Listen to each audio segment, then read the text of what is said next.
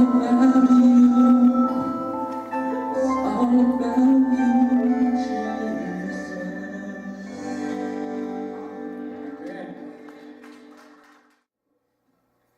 6:8 is shown me, O mortal, what is good, and what does the Lord require of you? To act justly, and to love mercy, and to walk humbly with your God.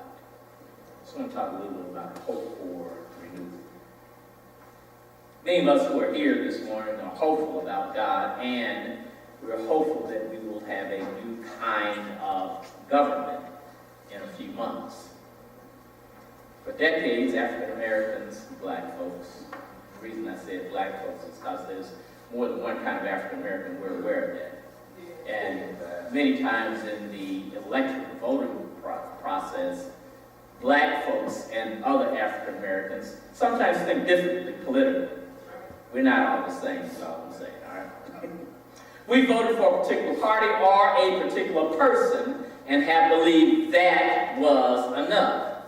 This week I was at a Ministerial Alliance meeting, and a colleague reflected on that idea. What he basically said is our job is to elect politicians.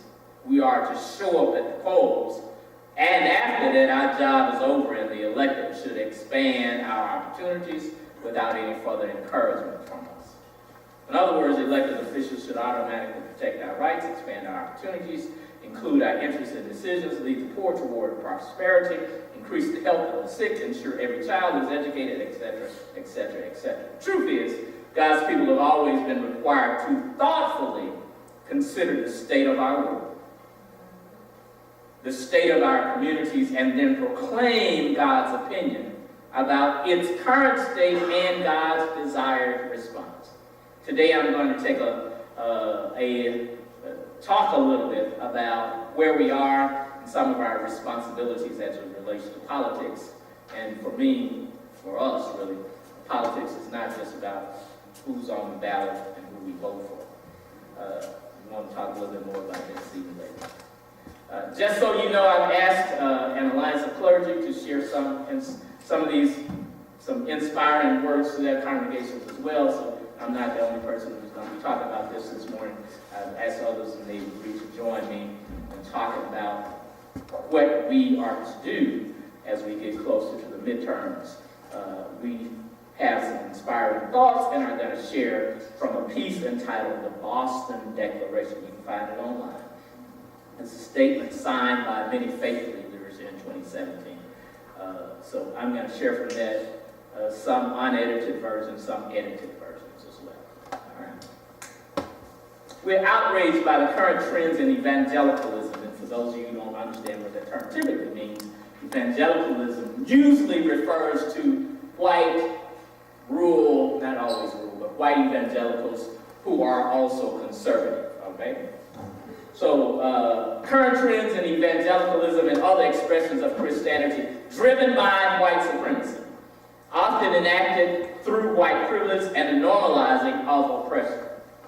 When God's people say the white land-owning male is the standard by which all other human beings should be measured, some of the stuff you want to talk to me about later, the way that I identify white supremacy most is it is the embodiment of what we think about white male patriarchy, who usually are land-owning, is how it first got defined.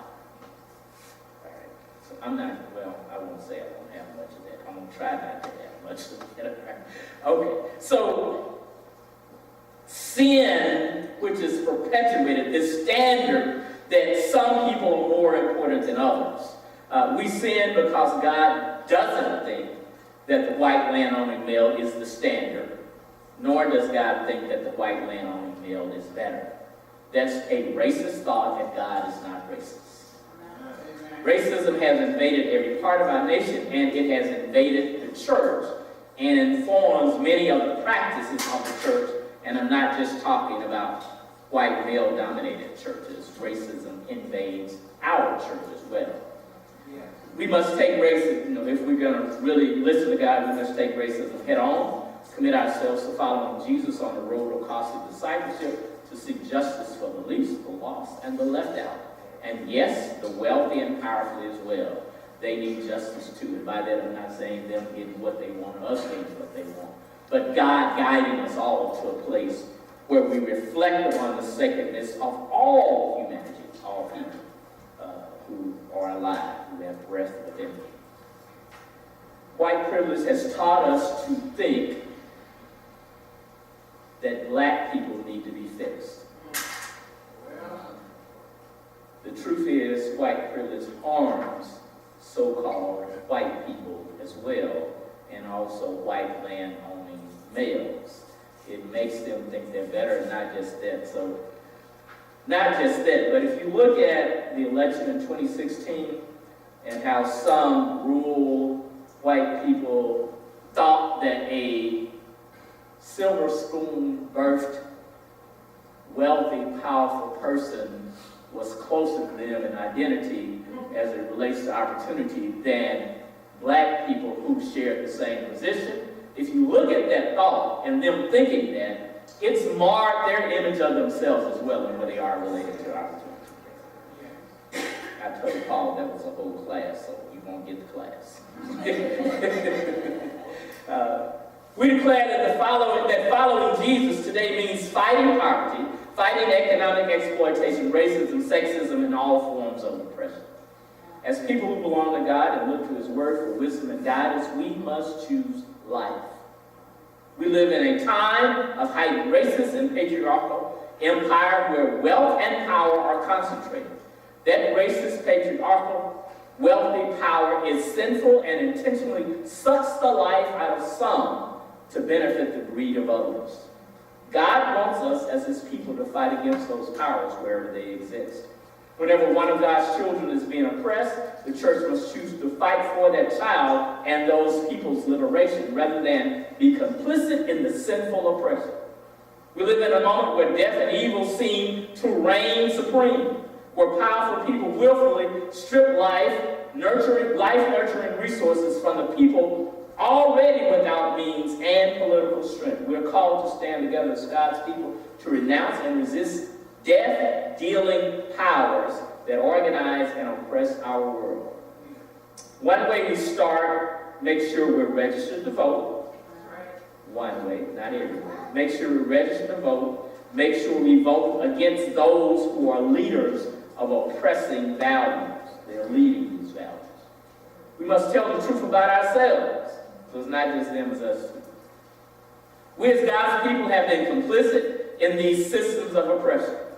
Not just white evangelicals, but the church as a whole has been complicit in many ways. And one of the most dangerous, the church has promoted the idea that we shouldn't talk about politics. We shouldn't talk about how politics impact our lives. And so we've given permission for many to say, it doesn't matter, you got a question. Okay, we talked about oppression a moment ago. You remember slavery?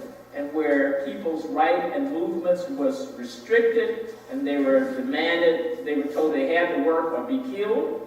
That's oppression, their ability to speak, their ability to move, their ability to live and thrive. So if you're... Okay, thank you for making it simple, Paul. Amen. Thank you for making it simple. When we're told, when we tell people, when we promote the narrative that we don't matter, that we can't make a difference, that our vote does not mean anything, then we perpetuate this idea to not talk about the things that impact our lives on a daily basis. Let's stop promoting that kind of separation and that kind of lie and tell the truth. Yes, I know in Minnesota, we make up less than 20% of Minnesota's population. Say, oh man. We mean African American folks, black folks. But yes, I know that this church also has made lawmakers talk about racism. This church, I'm not talking about every church, I'm talking about this church. And has made education systems address the school to prison pipeline. We've done both in this small community. What I'm saying is when we are clear to elected officials and candidates for office about the power of God, we can make them recognize their own failures as well as ours and work together on the real problems confronting our communities, state, nation, and world.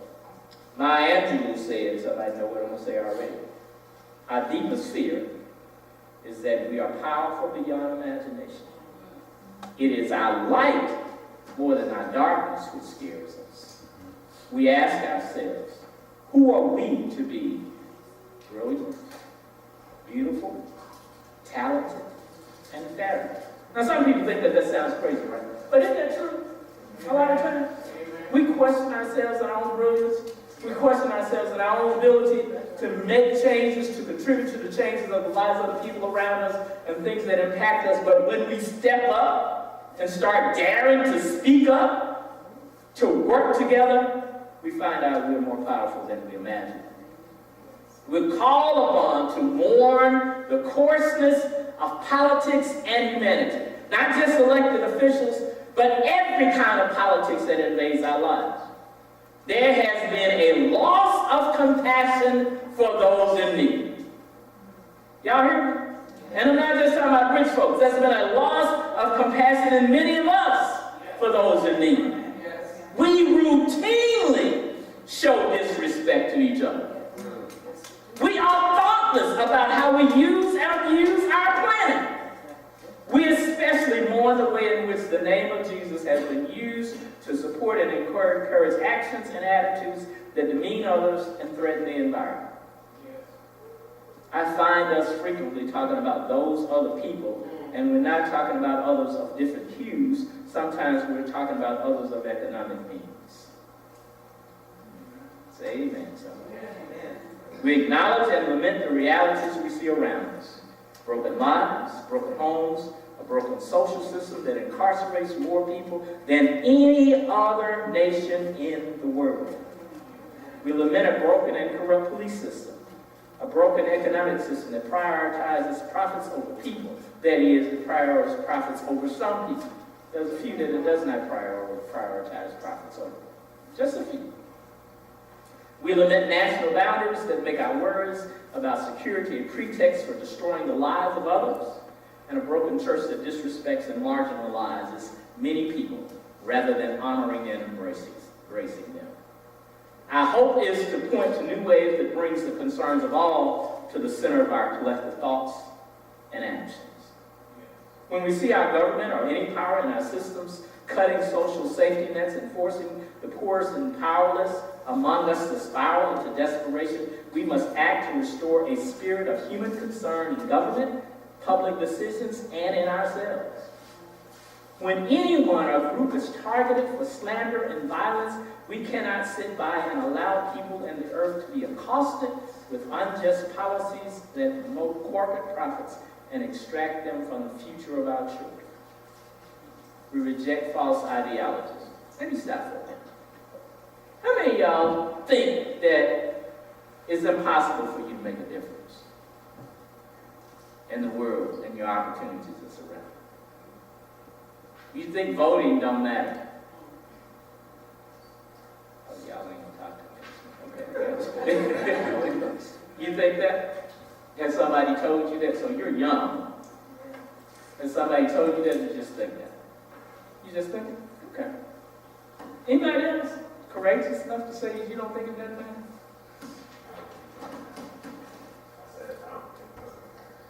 You don't think voting matters? Okay. All right. Sometimes you don't think it matters? Okay. All right. You're not by yourself. A lot of people think that. And there's good reason that a lot of people think that. I think it matters. I certainly don't think it's all that matters. It takes more than just showing up. We have to do more than that. But it does matter. Let me say this real quick, and then I'm going to move on. It matters more sometimes than it does other times when we're talking about the individual. Over the last several years, there have been several elections that have been won by fewer than 100 votes in this state. So that's just about numbers, right? It's not even about anything. It's just about numbers. There have been several, I'm not talking about one or two, there have been several elections that's been won by fewer than 100 votes. Right? There have been several big elections that have been won by big, I mean folks like senators and that kind of stuff. And we get tripped up by the narratives that operate around us that say it doesn't matter. We get tripped up by not showing up for small elections that matter for big elections, like the primaries. Talk to Paul. I just want to clarify. I think that there's a lot of context. Always.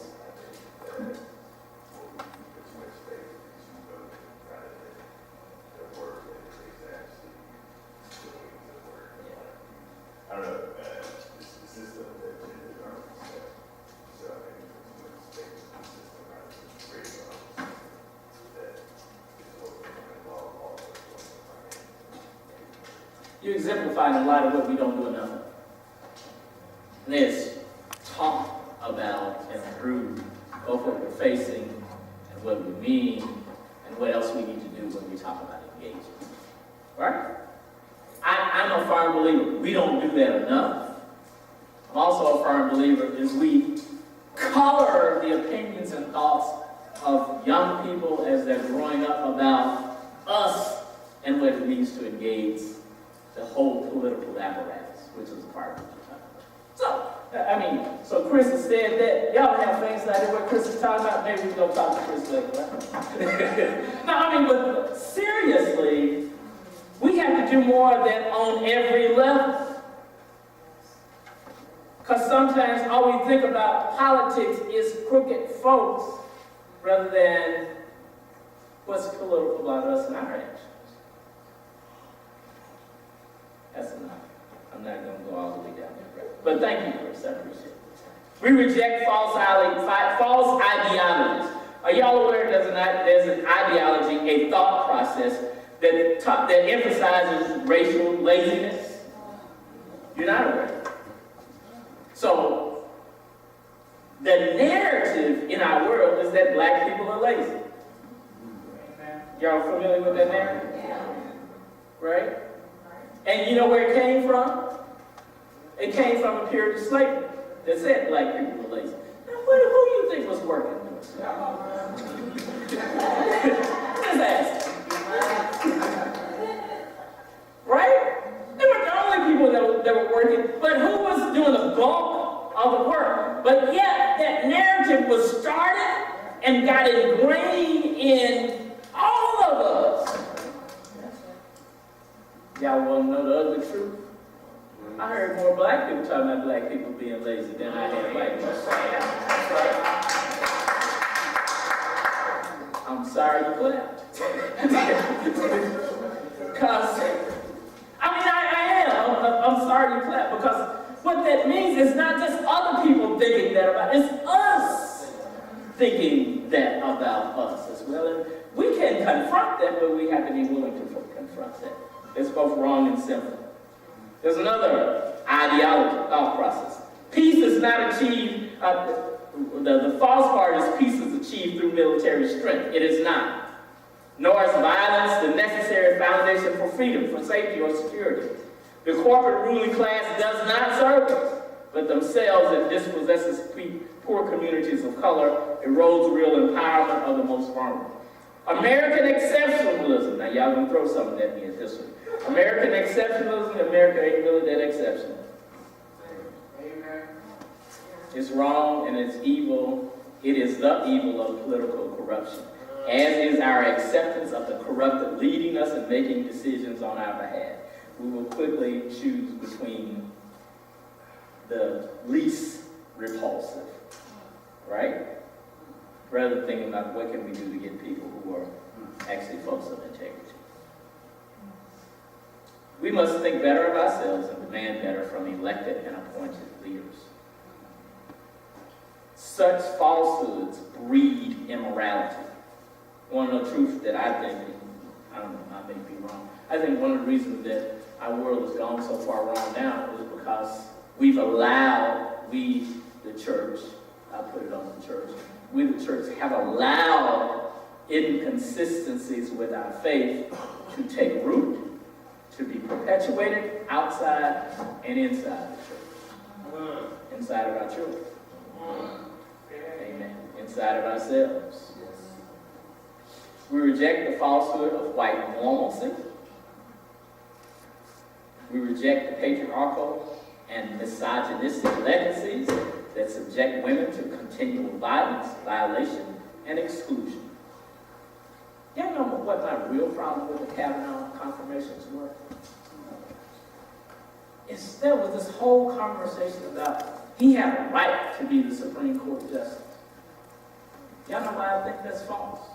Why I think that's horrible? Forget the partisan stuff.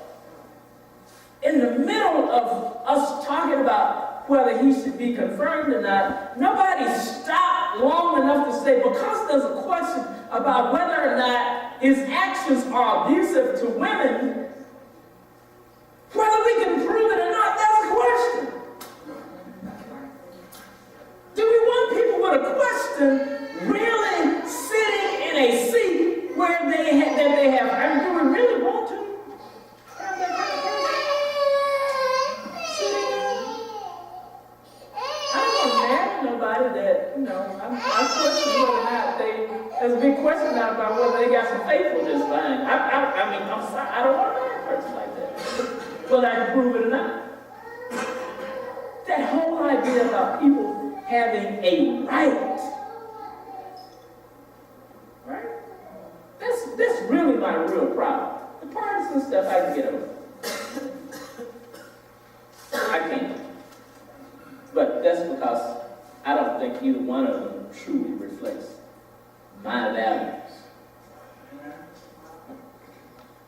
Okay. We reject economic policies grounded in an illusion of extreme individualism and those policies favor the accumulation of wealth for few to the detriment of many.